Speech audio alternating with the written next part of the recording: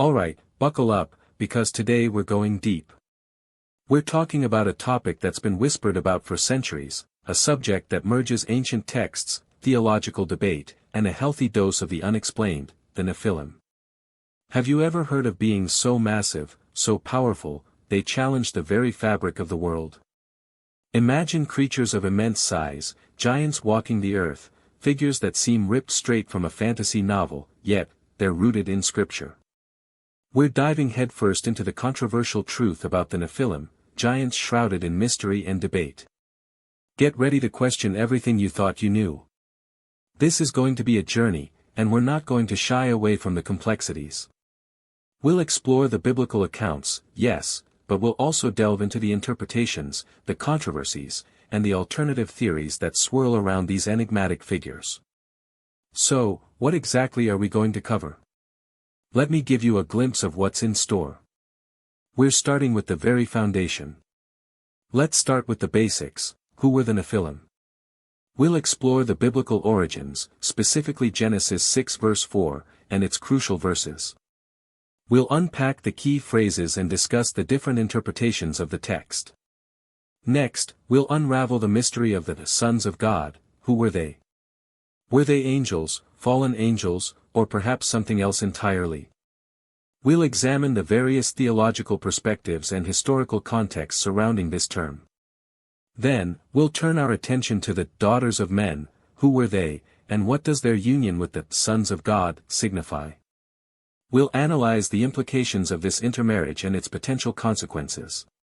Of course, we can't forget the Nephilim themselves, the giants of the ancient world. We'll discuss the physical descriptions and characteristics attributed to them, based on biblical and other historical accounts. What did they look like? What were their abilities? And what impact did they have on the world around them? We'll then explore the cataclysmic event that features so prominently in the narrative, the flood and the Nephilim. Did the Great Flood serve a specific purpose related to these beings? We'll explore the connection between the flood narrative and the destruction of the Nephilim. Was it simply a cosmic cleansing or something far more targeted? But the story doesn't end with Genesis. We'll go beyond the initial account, exploring Nephilim references in other biblical books, such as Numbers and Deuteronomy, to gain a broader understanding of their role. We won't stop there, because to truly grasp the full scope of this mystery, we need to look at the controversial, the Book of Enoch, a controversial text that provides a more detailed, albeit non-canonical, account of the Nephilim and their origins. We'll delve into its claims and its impact on the understanding of these beings. This is where things get really interesting, and also, really debated. And because there's always more than one way to look at things, we'll examine alternative interpretations, examining various viewpoints on the Nephilim, including literal, metaphorical, and allegorical interpretations of the biblical text.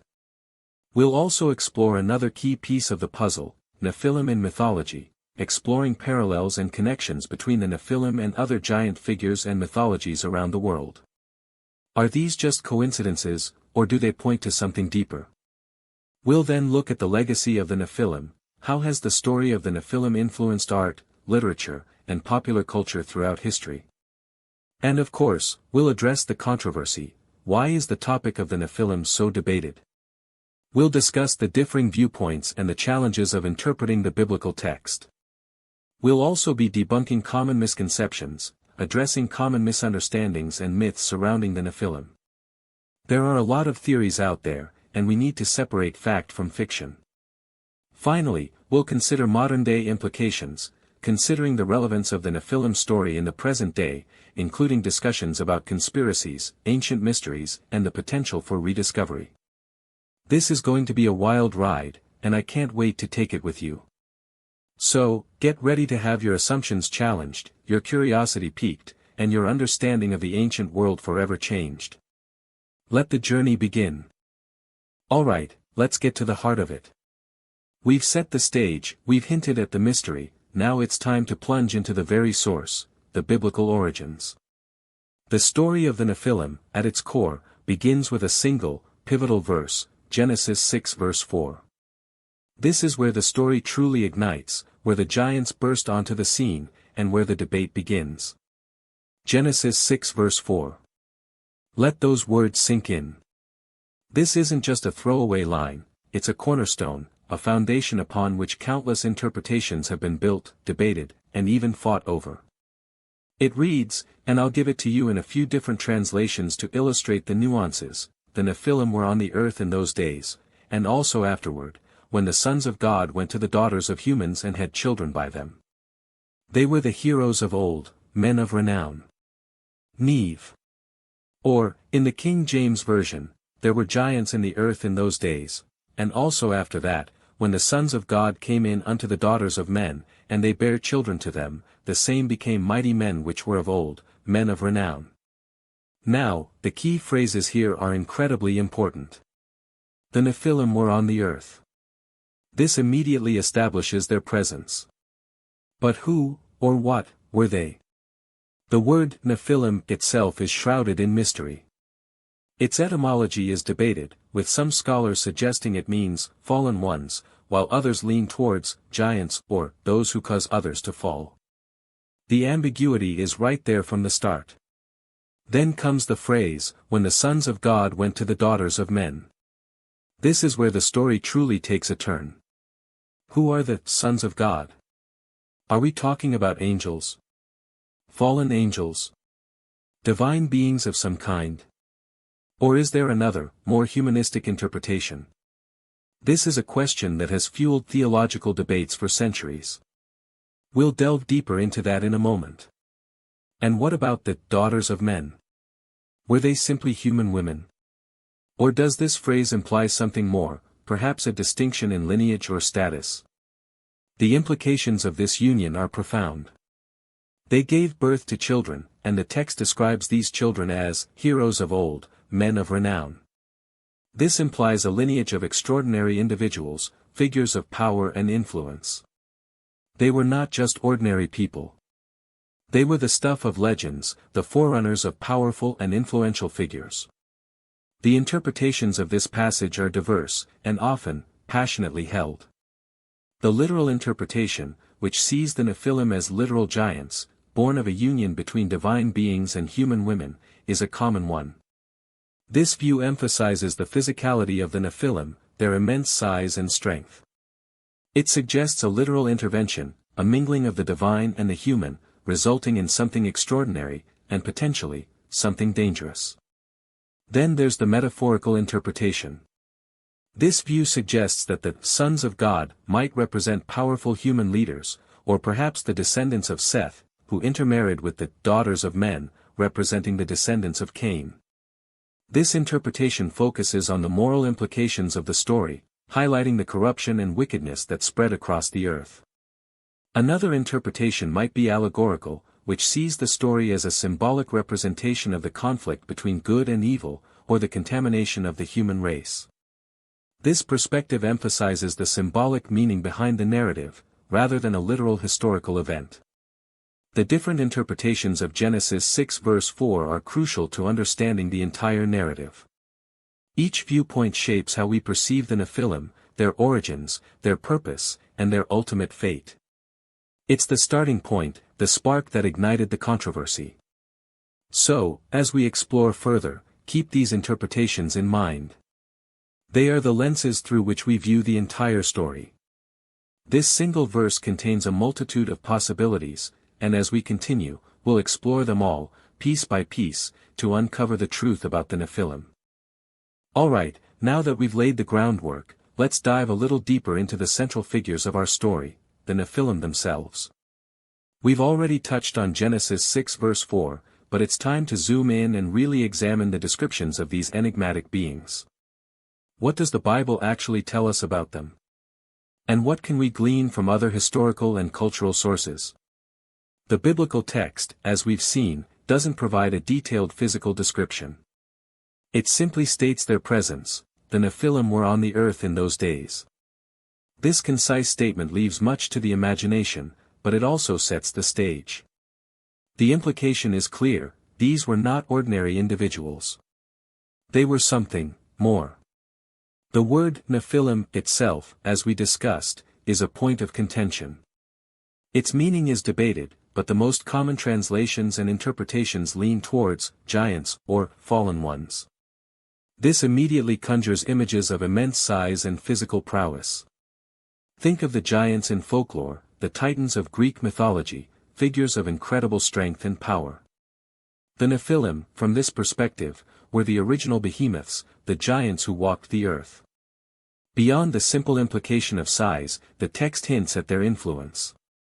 They are described as heroes of old, men of renown. This suggests not just physical dominance, but also a certain status, a level of respect, or perhaps even fear. They were figures of legend, remembered for their deeds. This suggests that their impact on the world was significant. They left their mark on history, even if that history is filtered through the lens of scripture and interpretation. Now, let's look beyond the single verse of Genesis 6 verse 4. While this is the primary source, other biblical texts offer glimpses into the nature of these beings. For example, in the Book of Numbers, we encounter a reference to giants in the land of Canaan. The spies sent by Moses reported seeing giants there, descendants of the Nephilim. This reinforces the idea of their physical stature and also suggests a lineage, a continuation of their kind. They weren't just a one-off phenomenon, they were part of a larger, more complex story. Deuteronomy also mentions the Nephilim and their descendants. It describes them as powerful warriors, formidable opponents. This further emphasizes their military might and their role as a threat. They were not just giants, they were a force to be reckoned with. Their presence instilled fear, and their very existence posed a challenge to the established order. But what about their appearance? The Bible is frustratingly vague here. It doesn't give us detailed descriptions of their features, their skin color, or their clothing. This lack of detail has fueled speculation for centuries. Artists and writers have filled in the blanks, creating their own visions of the Nephilim. Some depict them as monstrous, fearsome creatures, while others portray them as more human-like, albeit of colossal size. We have to consider the possibility that the lack of specific physical descriptions is intentional. Perhaps the focus isn't on their appearance, but on their actions, their impact on the world. The biblical authors may have wanted us to focus on the implications of their existence, the moral and spiritual consequences of their presence on earth. However, we can also look to other historical sources for clues. Ancient Near Eastern cultures had their own traditions of giants and powerful beings. The stories of Gilgamesh, for example, feature figures of immense size and strength. Are these parallels mere coincidence, or do they point to a shared cultural memory, a collective understanding of these powerful beings? The truth is, we don't have all the answers. The Bible provides only fragments of the story. But those fragments are enough to spark the imagination and to ignite the debate. The Nephilim, as described in Scripture, are figures of both awe and terror, giants who challenge the very fabric of existence. Their size, their strength, and their renown all point to a power that was both physical and symbolic. They were the heroes of old, the giants of the earth, and their story is far from over. As we continue our journey, we'll delve deeper into the mysteries surrounding these beings, exploring every angle, every interpretation, to uncover the controversial truth about the Nephilim. Alright, let's shift our focus now to the sons of God. This is where the story of the Nephilim gets truly intriguing, and also, where the theological debates really take hold. The identity of the sons of God is perhaps the most hotly contested element of the entire narrative. Who were they? Were they celestial beings, angels, perhaps even fallen angels? Or is there another interpretation entirely? The answer to this question shapes everything else we understand about the Nephilim. The phrase itself, sons of God, appears in Genesis 6 verse 2, just before the mention of the Nephilim. It reads, "The sons of God saw that the daughters of humans were beautiful, and they took any they chose as their wives." This verse immediately sets the stage for the events that follow. The sons of God are taking notice of the daughters of men, and this seemingly innocuous act sets in motion a chain of events that lead to the birth of the giants. So, who are they? The most common interpretation, and the one favored by many, is that the sons of God were angels, divine beings from the heavenly realm. This view is rooted in the Old Testament, where the term sons of God is sometimes used to refer to angels. Psalm 29 verse 1, for instance, speaks of sons of God worshipping God. This interpretation paints a picture of celestial beings descending to earth, taking human wives, and producing offspring. The implication is that these angels, in some way, transgressed the boundaries of their divine nature, engaging in an act that was forbidden. But why would angels do this? The answer, according to this interpretation, is often tied to the idea of rebellion, of a fall from grace. Some theologians and scholars believe that these were fallen angels, cast out of heaven for their disobedience. This adds a layer of complexity to the story. These weren't just angels, they were angels who had already turned away from God, and their actions on earth were a continuation of their rebellion. This perspective aligns with the broader narrative of the biblical account, where sin and corruption spread across the earth. However, this interpretation is not without its challenges. The Bible doesn't explicitly state that the sons of God were fallen angels. It leaves a degree of ambiguity, prompting alternative viewpoints.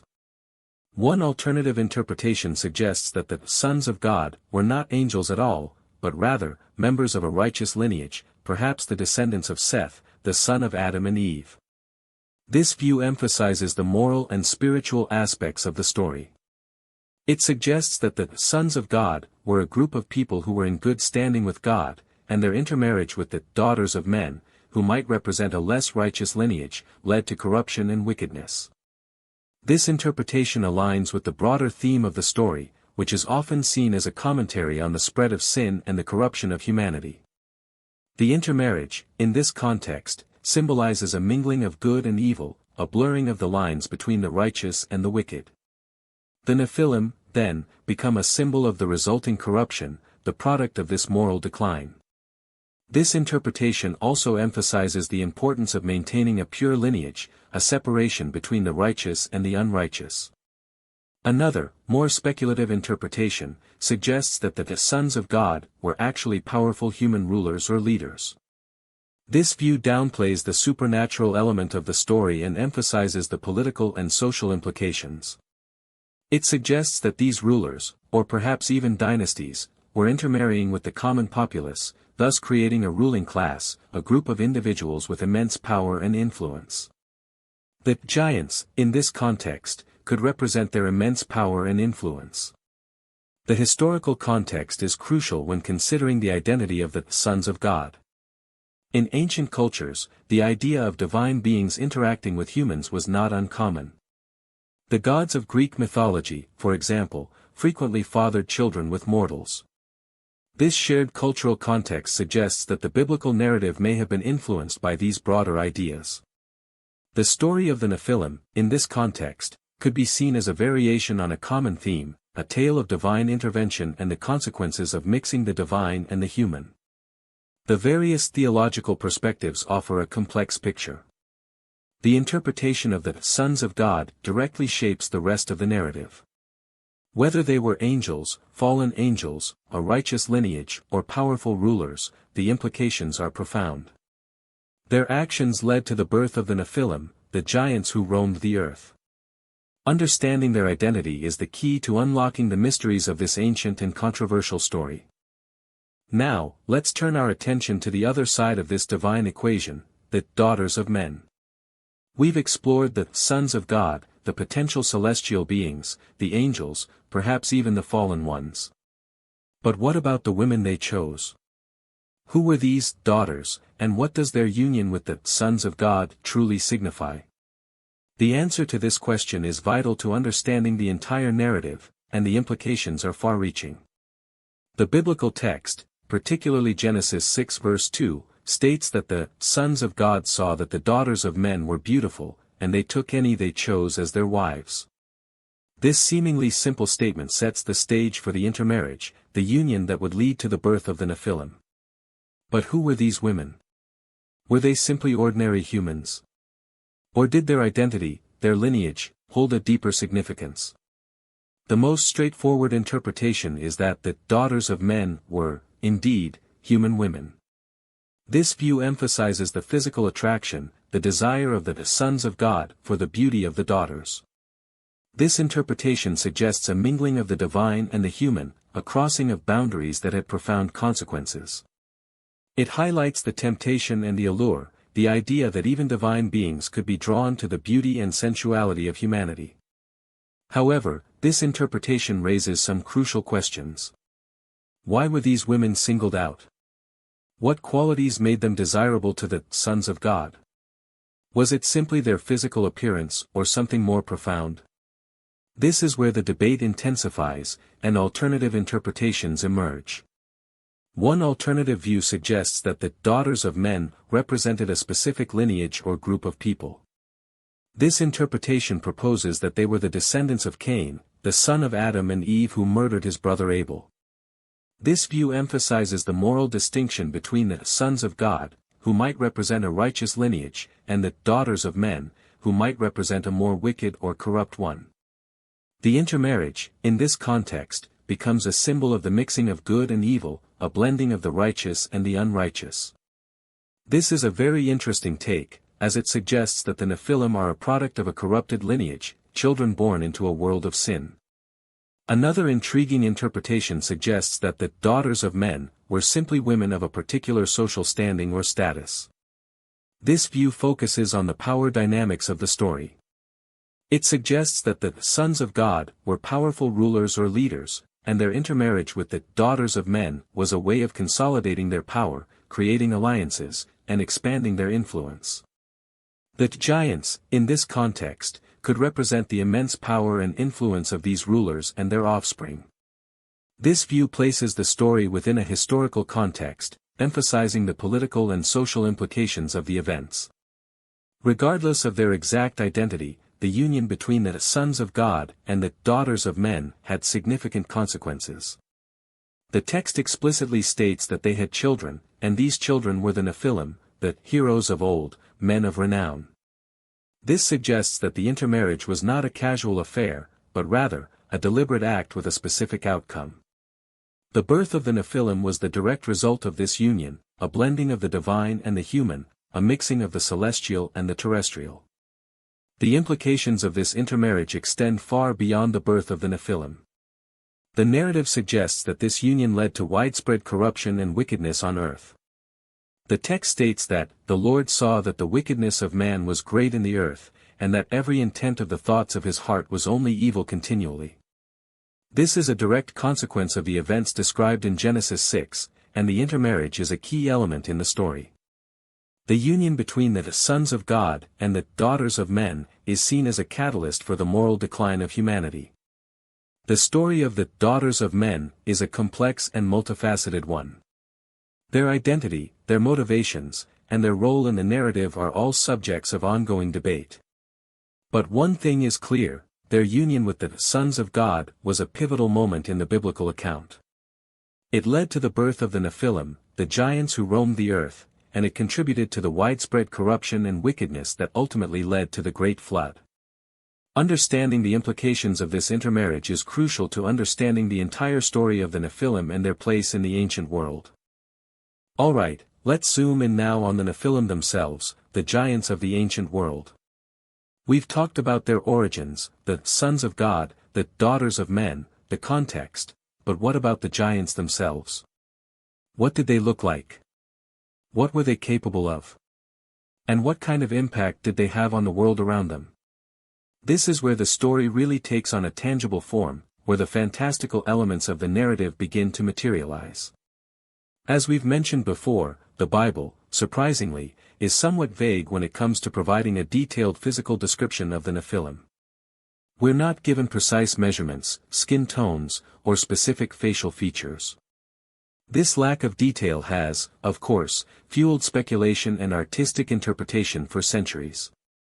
It's left a blank canvas for artists and writers to fill in, creating their own visions of these colossal beings. The word Nephilim itself, as we've discussed, is open to interpretation. The most common understanding is giants or fallen ones, and this alone immediately conjures images of immense size and power. Think of the giants in folklore, the titans of Greek mythology, figures of incredible strength and stature. The Nephilim, in this context, were the original behemoths, the giants who walked the earth, dwarfing the human population. Beyond the simple implication of size, the biblical text hints at their characteristics. They're described as heroes of old, men of renown. This goes beyond mere physical size. It suggests a certain status, a level of influence, perhaps even a reputation built on their deeds. They were figures of legend, remembered for their actions, their impact on the world. This implies that their presence was not merely a physical one, it was a force that shaped the landscape, both literally and figuratively. We have to remember, the biblical authors likely had a specific intention in not providing a detailed physical description. Perhaps they wanted to emphasize the consequences of the Nephilim's existence, rather than their appearance. The focus might have been on their actions, their impact on the moral and spiritual fabric of humanity. The lack of specifics forces us to consider the idea of the Nephilim, the concept of beings of immense power and influence. Now, let's turn to what we can glean from other historical and cultural sources. While the Bible is our primary source, it's not the only one. Ancient Near Eastern cultures had their own traditions of giants and powerful beings. The Epic of Gilgamesh, for example, features figures of immense size and strength, beings who battled heroes and shaped the world. Are these parallels merely coincidences? Or do they point to a shared cultural memory, a collective understanding of these powerful beings? We also have to consider the possibility of artistic interpretations. Throughout history, artists have grappled with the challenge of visualizing the Nephilim. Some have depicted them as monstrous, fearsome creatures, towering over humans, their bodies grotesquely distorted. Others have portrayed them as more human-like, albeit of colossal size, with features that reflect both power and a hint of the divine. These artistic representations, while not necessarily factual, offer a glimpse into how different cultures and time periods have imagined these beings. Consider the potential impact of the Nephilim on the world around them. Imagine a society where giants coexisted with humans. Their presence would have fundamentally altered everything, the landscape, the power dynamics, even the very way people perceived the world. The Nephilim would have commanded immense power, potentially shaping battles, influencing politics, and even dictating the course of history. They could have been builders, destroyers, or both. Their very existence would have posed a challenge to the established order. The Nephilim could have also possessed unique abilities. Given their size and strength, they may have had enhanced physical capabilities. Perhaps they were incredibly skilled warriors, capable of feats of strength that would have been unimaginable to humans. Perhaps they possessed other abilities, some form of supernatural power, that set them apart from ordinary people. However, we must also be cautious about imposing modern expectations onto an ancient narrative. The Bible is a text rooted in a specific time and culture. Its authors may have been conveying different messages than we would today. The focus might have been on the moral and spiritual consequences of the Nephilim's existence, rather than their physical attributes. The reality is, we don't have all the answers. The Bible provides only fragments of the story. But those fragments are enough to spark the imagination and to ignite the debate. The Nephilim, as described in Scripture, are figures of both awe and terror, giants who challenge the very fabric of existence. Their size, their strength, and their renown all point to a power that was both physical and symbolic. They were the heroes of old, the giants of the earth, and their story is far from over. As we continue our journey, we'll delve deeper into the mysteries surrounding these beings, exploring every angle, every interpretation, to uncover the controversial truth about the Nephilim. Alright, let's turn our attention now to one of the most dramatic and pivotal events in the Nephilim narrative, the Great Flood. We've discussed the origins of these giants, their lineage, their impact on the world. But what ultimately happened to them? Did they simply vanish? Or did a cataclysmic event play a role in their demise? The answer, according to the biblical account, is clear: the flood. The flood narrative, as described in Genesis 6-9, is a cornerstone of the story of the Nephilim. It's a tale of divine judgment, of widespread wickedness, and of a cleansing of the earth. But what was the specific purpose of this cataclysmic event? Did it serve a specific function related to the Nephilim? Did the flood target them directly? This is a crucial question, and the answer is central to understanding the fate of these giants. The biblical text paints a picture of a world consumed by corruption. Genesis 6 verse 5 states, "The Lord saw that the wickedness of man was great in the earth, and that every intent of the thoughts of his heart was only evil continually." This sets the stage for the flood. The actions of humanity, the intermarriage between the sons of God and the daughters of men, and the birth of the Nephilim, are all seen as contributing factors to this widespread wickedness. But the question remains, why a flood? Why such a dramatic and destructive event? The most common interpretation is that the flood was a form of divine judgment, a way to cleanse the earth of its corruption and wickedness. It was a response to the pervasive evil that had taken root, a way to start anew. In this view, the flood was a necessary evil, a way to preserve humanity and to restore the earth to its intended state. However, a closer look at the text suggests that the flood might have had a more specific purpose related to the Nephilim. Genesis 6 verse 4, which describes the presence of the Nephilim, is immediately followed by God's decision to destroy the earth with a flood. This suggests a direct connection between the giants and the divine judgment. Some scholars argue that the flood was, in part, a targeted effort to eliminate the Nephilim, to eradicate these beings who were the product of the intermarriage between the divine and the human. This interpretation raises some interesting questions. If the flood was meant to destroy the Nephilim, why did it also destroy all of humanity, with the exception of Noah and his family? The answer, according to this view, is that humanity itself had become so corrupted, so intertwined with the Nephilim and their influence, that it was necessary to cleanse the entire earth. The wickedness was so pervasive, that a more general destruction was required. The text also suggests that the Nephilim were not simply destroyed by the flood. The Bible states that the Nephilim were on the earth in those days, and also afterward. This implies that some of them survived the flood. This raises the question, how did the Nephilim survive? And what happened to them after the flood? Did they continue to exist, albeit in a diminished form? Or were they eventually eliminated through other means?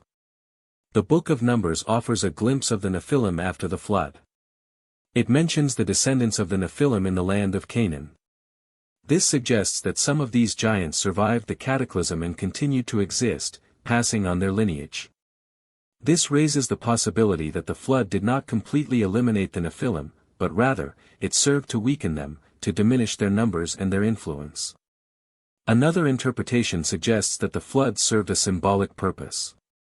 It was a representation of a cosmic cleansing, a way to wash away the corruption and the wickedness that had taken root on earth.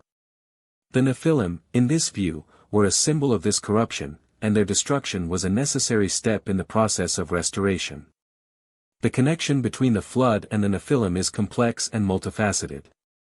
The biblical text offers multiple perspectives, and the interpretations vary widely. Some see the flood as a general judgment, a response to the widespread wickedness. Others see it as a more targeted effort, a way to eliminate the Nephilim. Still others see it as a symbolic cleansing, a representation of a cosmic battle between good and evil. Regardless of the specific interpretation, the flood was a pivotal event in the story of the Nephilim. It marked a turning point in their narrative, and it had a profound impact on their fate. The flood was not just a natural disaster, it was an act of divine intervention, a response to the presence of the giants and the corruption they represented. As we continue our exploration, we'll delve deeper into the mysteries surrounding the flood, exploring the various interpretations, and seeking to uncover the truth about the Nephilim and their ultimate demise. Alright, let's move beyond the foundational account in Genesis. We've explored the origins, the unions, and the dramatic events of the flood. But the story of the Nephilim doesn't end there. To truly understand their role, their influence, and their significance in the ancient world, we need to look beyond the initial narrative and explore references in other biblical books. This is where we gain a broader perspective, where we see how the story of the Nephilim resonated throughout the Old Testament. The books of Numbers and Deuteronomy offer us crucial insights, painting a wider picture of these giants and their impact on the people of Israel. These texts, written centuries after the events in Genesis, demonstrate that the memory of the Nephilim, or at least the idea of them, endured. They were not simply a forgotten footnote in history, they remained a part of the collective consciousness, a symbol of power, of opposition, and of the challenges faced by the Israelites. Let's start with the Book of Numbers.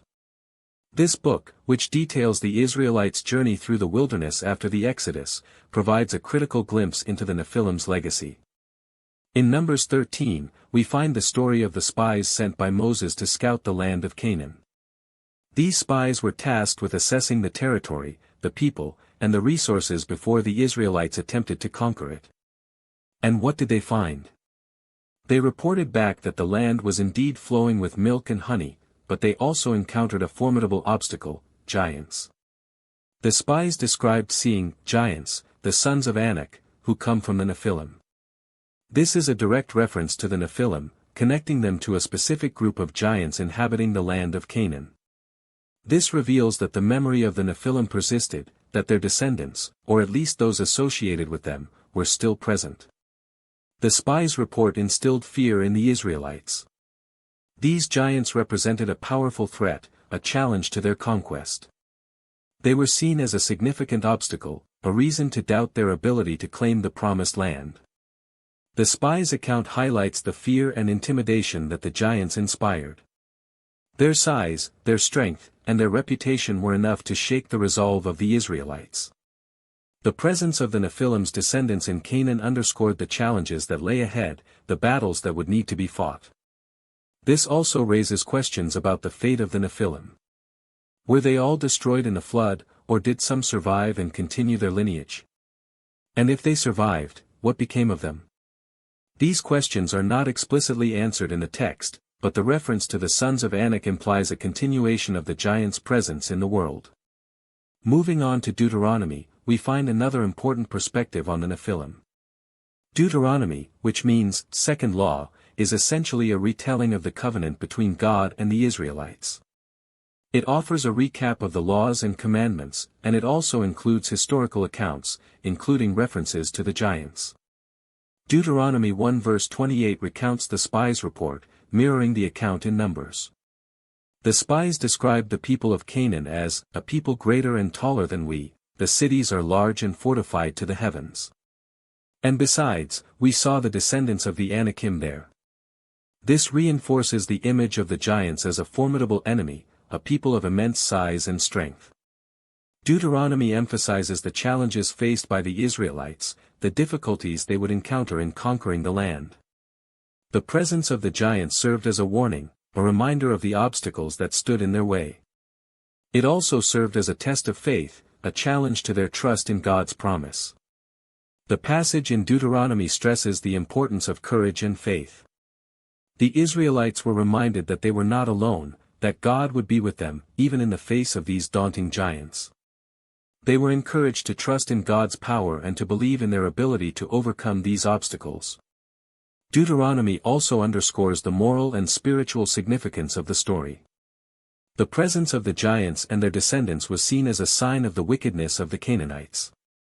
The Israelites were instructed to drive out the inhabitants of the land, not only because of the giants, but because of the sins of the Canaanites. The giants, in this context, became a symbol of the wider corruption and wickedness that plagued the land.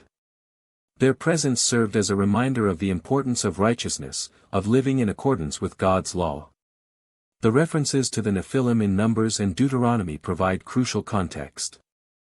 They reveal that the story of the giants was not just a one-off event, but rather, a recurring theme in the biblical narrative. They demonstrate that the memory of the Nephilim persisted, that their descendants, or those associated with them, continued to pose a threat to the Israelites. These references highlight the challenges faced by the Israelites, their fear and intimidation, and the importance of faith and courage in the face of adversity. They also underscore the moral and spiritual significance of the story, the importance of righteousness and the consequences of wickedness. By looking beyond Genesis, we gain a deeper appreciation of the role of the Nephilim in the biblical narrative, and their enduring impact on the history of the Israelites. Alright, let's venture into some truly fascinating, and often fiercely debated, territory, the Book of Enoch. We've explored the biblical accounts, the interpretations, the controversies surrounding the Nephilim. Now, it's time to introduce a text that offers a significantly more detailed, albeit non-canonical, perspective on these enigmatic beings and their origins. Prepare yourselves, because this is where things get really interesting, and also, really controversial. The Book of Enoch is an ancient Jewish religious work, traditionally ascribed to Enoch, the great-grandfather of Noah. While not included in the canon of the Hebrew Bible, it holds immense historical and theological significance. It provides a rich, detailed account of the Nephilim, their origins, their actions, and their ultimate fate. It's a text that has captivated scholars, theologians, and those fascinated by ancient mysteries for centuries. But be warned, it's also a text that has been subject to intense scrutiny and debate, with many regarding it as apocryphal, meaning outside the accepted canon of Scripture. So, what does the Book of Enoch tell us about the Nephilim? Unlike the relatively concise accounts in Genesis, Enoch provides a much more elaborate and vivid narrative. It offers a detailed account of the Watchers, a group of angels who descended to earth and, captivated by the beauty of human women, took them as wives. This, of course, mirrors the account in Genesis, but Enoch goes much further in fleshing out the story. The Watchers, according to Enoch, were not just any angels. They were a specific group, numbering around 200, led by two prominent figures, Shemhaza and Azazel. These Watchers, driven by lust and desire, engaged in a forbidden act, defying the divine order and transgressing the boundaries between heaven and earth. This act, according to Enoch, was the catalyst for the birth of the Nephilim. The offspring of these unions, the Nephilim, are described in graphic detail. Enoch paints a picture of giants of immense size, capable of incredible destruction and violence. They are described as devouring the resources of the earth, consuming everything in their path, and wreaking havoc on humanity. This portrayal emphasizes the destructive nature of the Nephilim, their insatiable appetites, and their disregard for human life. But Enoch's account extends beyond the physical descriptions. It delves into the actions of the Watchers and the Nephilim, detailing their role in the corruption and wickedness that spread across the earth. The Watchers, according to Enoch, not only fathered the giants but also imparted forbidden knowledge to humanity. They taught humans about weaponry, cosmetics, sorcery, and other practices that led to moral decay. This knowledge, combined with the Nephilim's violence, resulted in a world teetering on the brink of destruction. The Book of Enoch also offers a unique perspective on the flood. It portrays the flood as a direct consequence of the actions of the Watchers and the Nephilim. God, witnessing the corruption and wickedness that had consumed the earth, decided to send the flood as a means of cleansing and judgment. The flood, in this context, was not just a natural disaster, it was a divine intervention, a response to the rebellion of the Watchers and the destructive actions of their offspring. Enoch's account of the flood is particularly detailed, including the imprisonment of the Watchers and the eventual destruction of the Nephilim. The text describes the fate of these giants, their imprisonment and ultimate demise, as part of God's ultimate judgment. This narrative provides a more complete picture of the events leading up to the flood, the purpose of the flood, and the ultimate fate of these beings. Now, here's where the controversy comes in. The Book of Enoch is not included in the canon of most Christian Bibles. It was considered by some early Christian writers, and even quoted in the New Testament Book of Jude. However, it was ultimately excluded from the official canon, primarily due to its perceived inconsistencies with other biblical texts and its unorthodox theological views. Despite its exclusion from the canon, the Book of Enoch has had a profound impact on the understanding of the Nephilim. Its detailed account has shaped the perceptions of scholars, theologians, and enthusiasts alike. It has offered a more complete narrative, filling in some of the gaps left by the biblical accounts. It has also provided a framework for alternative interpretations, challenging traditional views and prompting new avenues of inquiry. The impact of the Book of Enoch extends beyond theology. It has influenced art, literature, and popular culture. Its vivid imagery and dramatic narrative have inspired countless works of art, from paintings and sculptures to novels and films. It has become a staple in the realm of ancient mysteries, attracting those interested in the unexplained and the hidden truths of the past. So, while the Book of Enoch remains a controversial text, its significance in the story of the Nephilim is undeniable. It provides a more detailed, albeit non-canonical, account of these beings and their origins. It offers a glimpse into a world of angels, giants, and divine judgment. And it continues to spark debate, inspire imagination, and challenge our understanding of the ancient world. As we delve deeper into the mysteries of the Nephilim, the Book of Enoch will undoubtedly play a crucial role. Alright, let's shift gears and explore something crucial: the different ways we can interpret the story of the Nephilim. We've looked at the biblical texts, the potential origins, the dramatic events. But how do we actually understand it all? What lens do we use to view these ancient giants? The answer lies in alternative interpretations, and there are several key viewpoints to consider. The first, and perhaps most straightforward, is the literal interpretation. This view takes the biblical text at face value. It suggests that the Nephilim were, quite simply, literal giants, born of a union between divine beings and human women. This interpretation emphasizes the physicality of the Nephilim, their immense size, their strength, and their impact on the world. It paints a picture of a literal intervention, a mingling of the divine and the human, resulting in something extraordinary, and potentially, something dangerous. Those who hold this view often point to the language of the text itself, arguing that it clearly describes giants, and that any other interpretation is a misreading of the source material. They might also cite archaeological findings, claiming that they provide evidence of giant skeletons, although these claims are often disputed and lack conclusive proof. The literal interpretation presents the Nephilim as a historical reality, a group of beings who walked the earth and played a role in ancient history. Then, we have the metaphorical interpretation. This view suggests that the story of the Nephilim is not meant to be taken literally, but rather, as a symbolic representation of something else.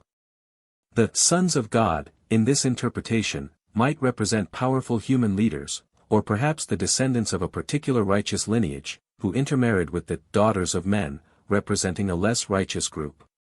This interpretation focuses on the moral implications of the story, highlighting the corruption and wickedness that spread across the earth. The Nephilim, in this view, become a symbol of the resulting corruption, the product of this moral decline.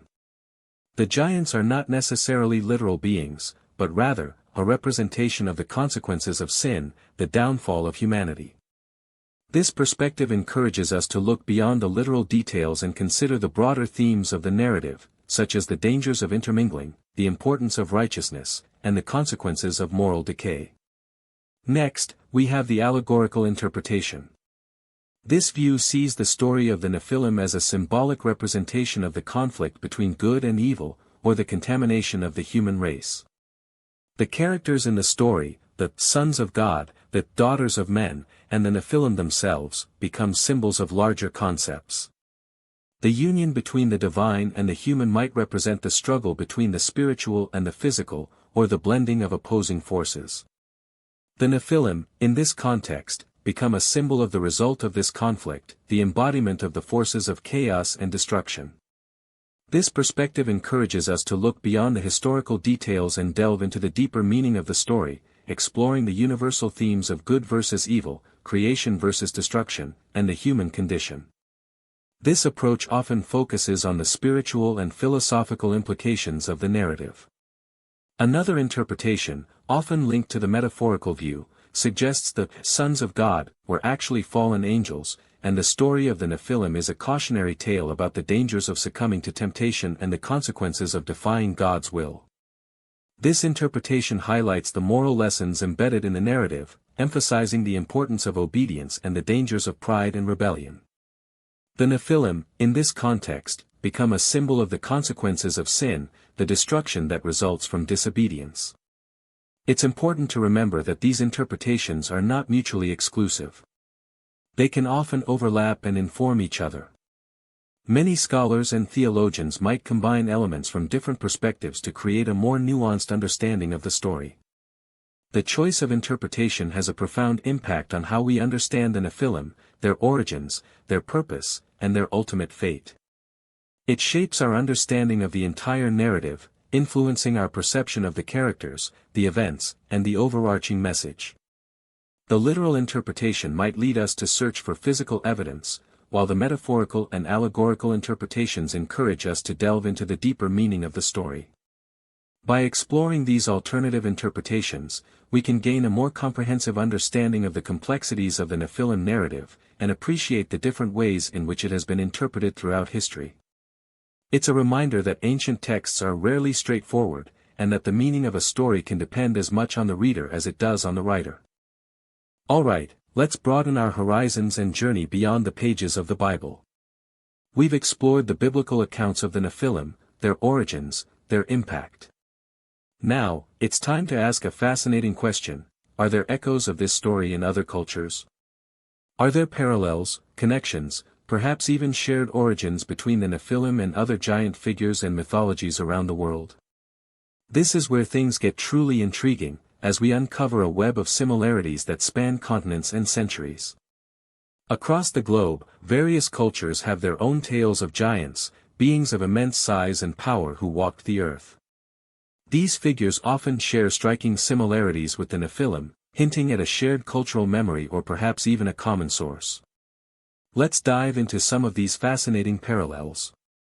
In Greek mythology, we encounter the Titans, a race of powerful, primordial beings who ruled the world before the Olympian gods. These Titans, with their immense strength and often rebellious nature, bear a striking resemblance to the Nephilim. They were giants, figures of immense size and power, who challenged the established order. Their stories, like the Nephilim's, involve conflict, rebellion, and a struggle for dominance. The Titanomachy, the epic battle between the Titans and the Olympians, could be seen as a mythological echo of the conflict between the divine and the giants. Moving further east, we find similar figures in Norse mythology. The Jotun, often translated as giants, were powerful beings, frequently portrayed as enemies of the gods. They were associated with chaos, destruction, and the untamed forces of nature. Figures like the frost giants and the mountain giants shared the immense size and strength that we associate with the Nephilim. Their stories often involved conflict with the gods, a struggle for power and control. The Jotun, like the Nephilim, represent a force that challenges the established order, a reminder of the untamed forces of the world. Beyond Europe, in various Native American traditions, we find tales of giants and monstrous beings. The Thunderbird, a giant bird capable of creating storms and thunder, and the Wendigo, a cannibalistic spirit associated with winter and famine, represent powerful figures that embody both awe and fear. These beings, like the Nephilim, are often associated with natural forces and the darker aspects of human nature. They serve as warnings, reminders of the dangers of hubris and the consequences of transgression. Across the Pacific, in Polynesian mythology, we encounter figures like the Maoris of New Zealand, who have legends of giants and powerful beings who shaped the landscape. These figures, like the Nephilim, are often associated with creation myths, with the shaping of the world and the origins of humanity. Their stories often involve acts of great strength and daring, reflecting the power and influence of these mythical beings. The similarities between these various giant figures and the Nephilim are striking. They share common traits: immense size, extraordinary strength, and a connection to the divine or the supernatural. They often represent a force of opposition, a challenge to the established order. They are often associated with conflict, rebellion, and the darker aspects of human nature. But are these similarities merely coincidences? Or do they point to something deeper? Some scholars believe that these shared characteristics are a reflection of a universal archetype, a primal human fascination with giants and powerful beings. Others propose the possibility of shared cultural origins, suggesting that these stories may have originated from a common source, perhaps an ancient civilization that spread its influence across the globe. It's important to note that the interpretations of these mythological figures vary widely. Some see them as literal beings, historical figures whose stories have been embellished over time. Others view them as symbolic representations of natural forces or human traits. Still others see them as allegorical representations of spiritual or moral conflicts.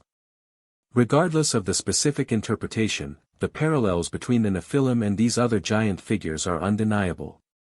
They point to a shared human fascination with the extraordinary, with beings that challenge the boundaries of our understanding. They remind us that the story of the Nephilim is not unique, that echoes of this narrative can be found across cultures and throughout history.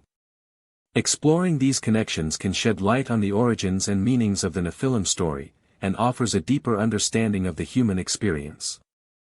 Alright, let's step back from the theological debates and the historical accounts for a moment, and consider something equally fascinating, the legacy of the Nephilim.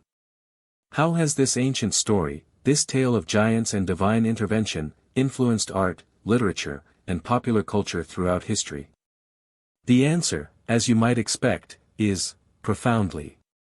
The story of the Nephilim, with its themes of rebellion, divine judgment, and the clash between the human and the divine, has captivated artists and writers for centuries. It's a story that lends itself to dramatic imagery, moral complexities, and a healthy dose of the unexplained. And as a result, the Nephilim have found their way into countless works of art, literature, and even modern popular culture. Let's start with art. From the medieval period to the Renaissance and beyond, artists have been inspired by the Nephilim narrative. They've depicted the giants in various ways, often drawing upon their own interpretations of the biblical text and other sources. We see them in illuminated manuscripts, where the Nephilim are often shown as imposing figures, towering over humans, sometimes engaged in battles or acts of destruction. Think of the depictions of the flood, where the giants are often portrayed amidst the chaos and devastation. During the Renaissance, artists like Michelangelo and Raphael explored the themes of the biblical narrative, and their work often included depictions of giants, although not always explicitly labeled as Nephilim. The sheer scale of their works, their emphasis on human form and drama, reflects the power and influence of the Nephilim story. The artists often focused on the moral implications of the narrative, highlighting the consequences of sin and the importance of divine judgment. Moving into the modern era, we see the Nephilim reimagined in various forms. Artists have explored the themes of size, power, and the clash between the human and the divine, drawing inspiration from the biblical accounts and other sources. From paintings and sculptures to illustrations and graphic novels, the Nephilim continue to inspire visual artists, who bring their own perspectives to the ancient story. Literature has also been deeply influenced by the Nephilim narrative. From ancient Jewish texts to modern novels, writers have used the story of the giants to explore themes of good and evil, the nature of humanity, and the relationship between the divine and the human. In the Book of Enoch, the story of the Nephilim is presented in a detailed and vivid narrative, which has inspired countless writers and poets. Enoch's account of the Watchers, the angels who descended to earth, and the subsequent birth of the Nephilim, has provided a rich source of inspiration. Throughout history, the story of the Nephilim has been adapted and reimagined in various forms. Writers have explored the themes of rebellion, divine judgment, and the consequences of sin, drawing upon the biblical accounts and other sources. From epic poems to modern novels, the Nephilim have been portrayed as figures of both awe and terror, representing the challenges and complexities of the human condition. In recent decades, the story of the Nephilim has found its way into popular culture, appearing in films, television shows, video games, and other forms of entertainment. The themes of the Nephilim, such as the clash between the human and the divine, the consequences of sin, and the struggle for power, resonate with modern audiences. Films like Noah and Clash of the Titans have, in their own ways, touched upon themes related to the Nephilim, although not always directly. The imagery of giants, divine intervention, and cataclysmic events is present in these works, reflecting the enduring appeal of the ancient narrative. Television shows, particularly those exploring themes of mythology, ancient mysteries, or the supernatural, often feature characters or storylines inspired by the Nephilim. The giants, their origins, and their impact on the world provide a rich source of inspiration for writers and producers. Video games, with their emphasis on fantasy and adventure, have also embraced the story of the Nephilim. The giants, their size, their strength, and their role in the ancient world, make them ideal antagonists or allies in these virtual worlds. The games often explore themes of conflict, rebellion, and the struggle between good and evil, drawing upon the enduring appeal of the Nephilim narrative. The legacy of the Nephilim is a testament to the enduring power of storytelling. The story of the giants, with its themes of rebellion, divine judgment, and the clash between the human and the divine, has captivated artists, writers, and audiences for centuries. The Nephilim have found their way into countless works of art, literature, and popular culture, reflecting the enduring appeal of the ancient narrative. This story continues to inspire creativity, sparking our imaginations and challenging our understanding of the world. Alright, let's get to the heart of the matter, the controversy. Why is the topic of the Nephilim so fiercely debated? Why does this ancient story continue to spark so much discussion, disagreement, and even, well, outright argument? The answer, as you might expect, is complex and multifaceted, rooted in the very nature of the story itself and how we approach interpreting it. The first major point of contention lies in the inherent ambiguity of the biblical text. As we've seen, Genesis 6 verse 4, the cornerstone of the Nephilim narrative, is open to multiple interpretations. The key phrases, like sons of God, daughters of men, and, of course, Nephilim itself, are subject to various readings, each leading to different conclusions about their identity, their origins, and their purpose. This ambiguity is not a flaw, it's a feature. It allows for a wide range of perspectives, but it also fuels the debate, as different groups of people interpret the same words in radically different ways. One of the biggest challenges is the literal versus metaphorical divide. As we discussed, some people insist on a literal interpretation, viewing the Nephilim as actual giants, born of a union between divine beings and human women.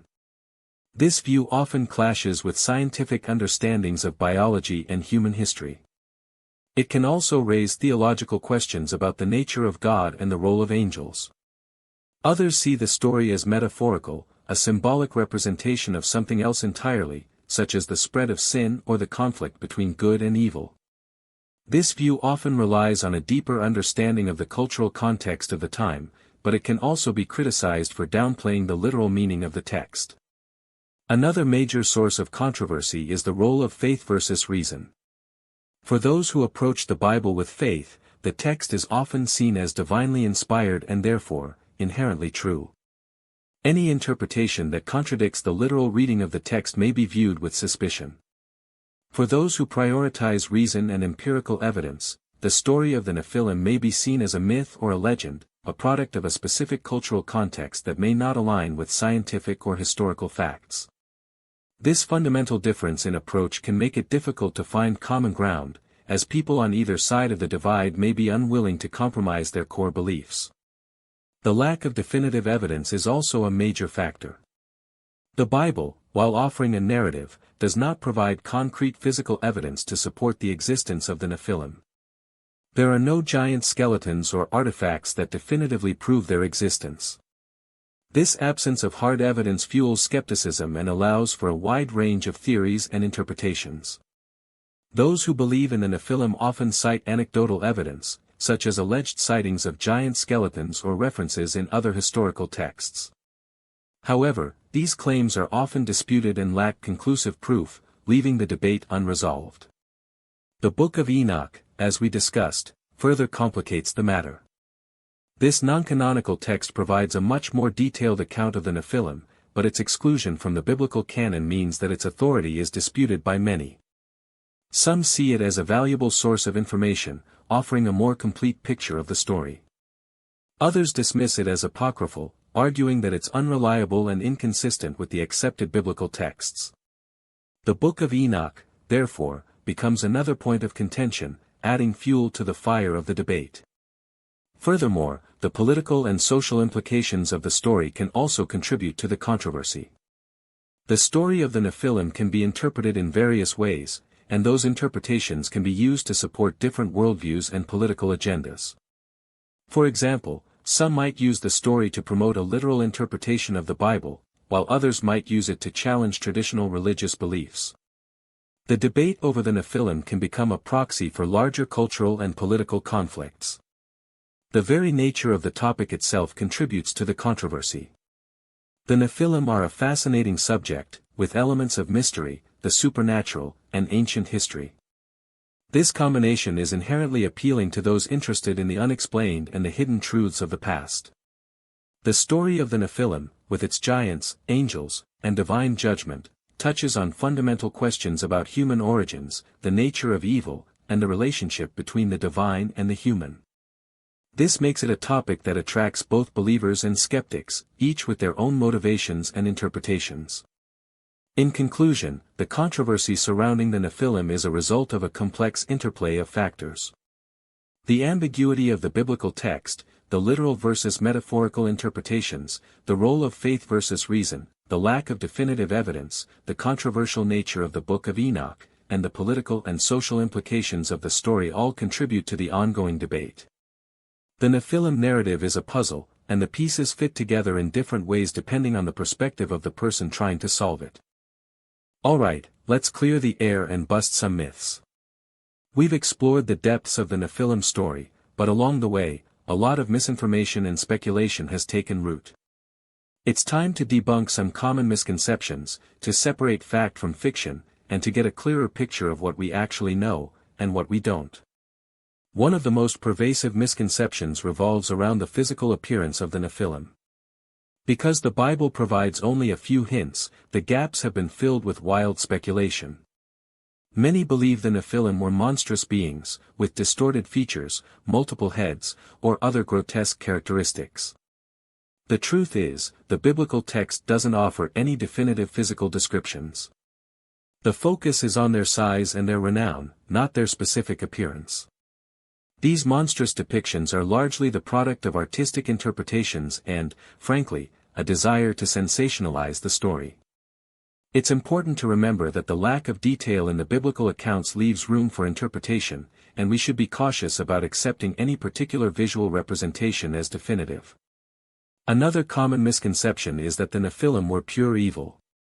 While the biblical narrative portrays them as a force of destruction, it's crucial to avoid simplistic characterizations. The story is far more complex than a simple good versus evil dichotomy. The Nephilim are the result of a union, a blending of different elements. Focusing on their actions is key, but understanding the context is crucial. Were they inherently evil, or were they simply a product of their circumstances? Did they have any agency? The narrative doesn't provide easy answers, and it's important to avoid reducing them to one-dimensional villains. Then there's the misconception that the Nephilim were the only giants mentioned in the Bible. In reality, the Old Testament mentions various other giant figures and tribes. The Anakim, for example, are often associated with the Nephilim, but they are presented as a distinct group. There's also Goliath, the Philistine giant, who, while not explicitly identified as a Nephilim, shares similar characteristics. This highlights the importance of distinguishing between different groups and individuals. The Nephilim are not the only giants in the biblical narrative, and it's crucial to recognize the nuances within the story. A related misconception is the belief that all giants mentioned in the Bible were necessarily evil. While some giants were clearly antagonists, others may have simply been caught up in the conflict. The biblical narrative is not always clear-cut, and it's important to avoid making generalizations. The actions and motivations of each individual or group should be considered within their specific context. Another popular myth is that there is definitive archaeological evidence of Nephilim skeletons. While there have been claims of giant skeletons being discovered, these claims often lack credible scientific verification. Many of these discoveries have been debunked as hoaxes, misinterpretations, or the result of natural phenomena. It's crucial to rely on verified scientific evidence and to be skeptical of sensational claims that lack proper documentation. The absence of definitive archaeological proof does not necessarily disprove the existence of the Nephilim, but it does highlight the need for caution and critical thinking. There's also a misconception that the Nephilim somehow evolved into modern humans, or that they are still secretly walking among us. This is a fantastical notion, unsupported by any evidence. The biblical narrative describes the destruction of the Nephilim during the flood. While some interpretations suggest that some may have survived, there is no basis for the claim that they are still present today. It's important to distinguish between the story of the Nephilim and modern conspiracy theories. Furthermore, there's a tendency to conflate the Nephilim with other mythical creatures, such as werewolves or vampires. These connections are largely the product of popular culture and creative license. While the story of the Nephilim may have inspired some of these other narratives, they are distinct and separate entities. It's also important to address the misuse of the Nephilim story to promote specific religious or political agendas. The narrative has been used to justify various beliefs and actions, from promoting literal interpretations of the Bible to supporting specific political ideologies. It's crucial to approach the story with critical thinking and to be aware of how it can be manipulated or misinterpreted to serve different purposes. In conclusion, the story of the Nephilim is a complex and multifaceted one.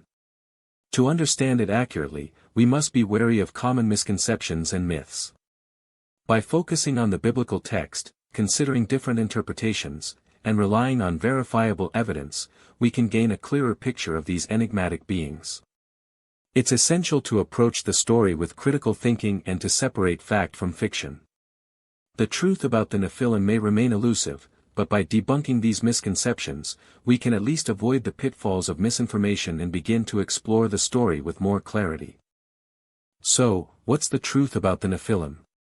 We've journeyed through the biblical texts, the interpretations, the controversies, and the myths. We've explored their origins, their impact, and their ultimate fate. But does this ancient story have any relevance in the present day? Are there any modern-day implications to consider? The answer, perhaps surprisingly, is yes. The story of the Nephilim continues to resonate, sparking discussions about conspiracies, ancient mysteries, and even the potential for rediscovery. One of the most prominent modern-day implications is the connection to conspiracy theories.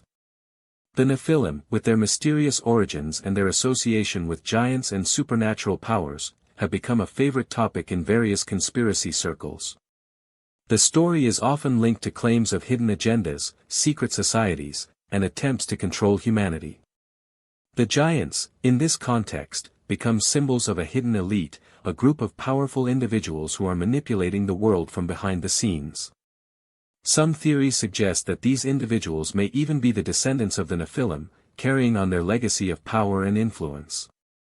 These theories often involve claims of secret rituals, hidden knowledge, and a desire to establish a new world order. It's important to approach these conspiracy theories with a critical eye, separating fact from fiction. Many of these claims lack credible evidence and are often based on speculation, misinterpretations, and a desire to create a sense of mystery and intrigue. The story of the Nephilim also plays a role in the exploration of ancient mysteries. The search for lost civilizations, hidden knowledge, and forgotten histories often intersects with the Nephilim narrative. The giants, with their supposed advanced technology and their connection to the divine, become a focus for those interested in uncovering the secrets of the past. Some believe that the Nephilim were responsible for building ancient structures, such as pyramids and megalithic sites, and that their knowledge and technology were far more advanced than what we currently understand.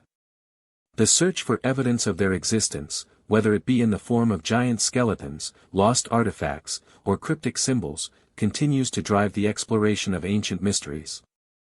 This search often involves archaeological investigations, historical research, and a willingness to challenge mainstream interpretations of the past. Furthermore, the story of the Nephilim has fueled the ongoing debate about the nature of reality. The existence of these giants, if proven, would challenge our understanding of history, biology, and the very nature of the universe. It raises questions about the possibility of other dimensions, the existence of supernatural beings, and the limits of human knowledge. The Nephilim, in this context, become a symbol of the unknown, a reminder that there may be more to reality than what we can currently perceive. This perspective encourages us to remain open to new possibilities, to question our assumptions, and to continue to explore the mysteries that surround us. Another modern-day implication is the potential for rediscovery. While the biblical text provides the primary source for the Nephilim narrative, there is always the possibility of new discoveries. Archaeological excavations, the analysis of ancient texts, and the exploration of historical records could potentially reveal new information about these enigmatic beings. The discovery of a previously unknown artifact, a new interpretation of a biblical passage, or the identification of new evidence could reshape our understanding of the Nephilim and their place in history. The search for the truth about the Nephilim is an ongoing process, and the potential for new discoveries remains a driving force behind the continued interest in this ancient story. The story of the Nephilim also touches upon themes of ethics and morality. The actions of the giants, their intermarriage with humans, and their impact on the world, raise questions about the consequences of transgression, the importance of obedience, and the dangers of unchecked power. The story serves as a cautionary tale, a reminder of the potential for corruption and the importance of maintaining moral boundaries. The modern-day relevance of these ethical considerations is clear, as we grapple with issues of power, responsibility, and the impact of our actions on the world around us. Finally, the story of the Nephilim has a powerful influence on the human imagination. It's a story that sparks curiosity, inspires creativity, and challenges our understanding of the world. It reminds us that the past is often more complex and mysterious than we realize, and that there are still many secrets waiting to be uncovered. The story of the Nephilim continues to resonate because it taps into our fundamental human fascination with the unknown, the unexplained, and the possibility of something more. So, while we may never have all the answers, this video has explored the evidence and controversy surrounding these enigmatic beings. What do you think? Let us know in the comments below. And be sure to subscribe for more thought-provoking content. So, what's the truth about the Nephilim? Well, as we've seen, the truth is complicated. This journey has taken us through ancient texts, theological debates, and the realms of myth and legend. We've delved into the biblical origins, specifically Genesis 6 verse 4, and wrestled with its ambiguous wording. We've explored the identity of the sons of God, and the daughters of men, and the implications of their union. We've examined the Nephilim themselves, the giants of the ancient world, and considered their physical descriptions, their characteristics, and their impact on the world. We explored the cataclysmic event of the flood and its potential connection to these beings. We went beyond Genesis, looking at references in other biblical books, like Numbers and Deuteronomy, to gain a broader understanding of their role. We even peered into the controversial Book of Enoch, a text that provides a more detailed, albeit non-canonical, account of the Nephilim and their origins. We've examined various interpretations, from the literal to the metaphorical and allegorical, and considered the different lenses through which we can view this ancient story. We've also explored the parallels between the Nephilim and giant figures in other mythologies around the world, from the Titans of Greek lore to the Jotun of Norse mythology. We've considered how the story of the Nephilim has influenced art, literature, and popular culture throughout history, from illuminated manuscripts to modern films and video games. We tackled the controversy head-on, discussing the differing viewpoints and the challenges of interpreting the biblical text. We even debunked some common misconceptions, separating fact from fiction, and clearing up some of the most persistent myths that surround these enigmatic giants. We looked at their appearance, their supposed evil nature, and their connection to various conspiracy theories. And finally, we considered the modern-day implications. We touched on their connection to conspiracy theories, the exploration of ancient mysteries, and even the potential for rediscovery. The story of the Nephilim continues to resonate, sparking discussions about the unknown and the hidden truths of the past. But the honest truth is, we may never have all the answers. The biblical text provides only fragments of the story, leaving much to the imagination. The historical evidence is often debated, and the interpretations vary widely.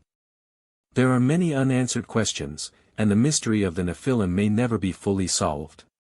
What we can say, with some certainty, is that the story of the Nephilim is a powerful and enduring one. It speaks to our fascination with the unknown, our curiosity about the past, and our desire to understand the forces that have shaped our world. It raises fundamental questions about human origins, the nature of good and evil, and the relationship between the divine and the human. The Nephilim narrative is a complex and multifaceted one, filled with intrigue, mystery, and a healthy dose of the unexplained. It's a story that has captivated scholars, theologians, artists, and writers for centuries, and it continues to inspire debate and speculation today. So, after all of this, what do you think? What are your thoughts on the Nephilim? Do you believe they were literal giants? Are they a symbol of something else?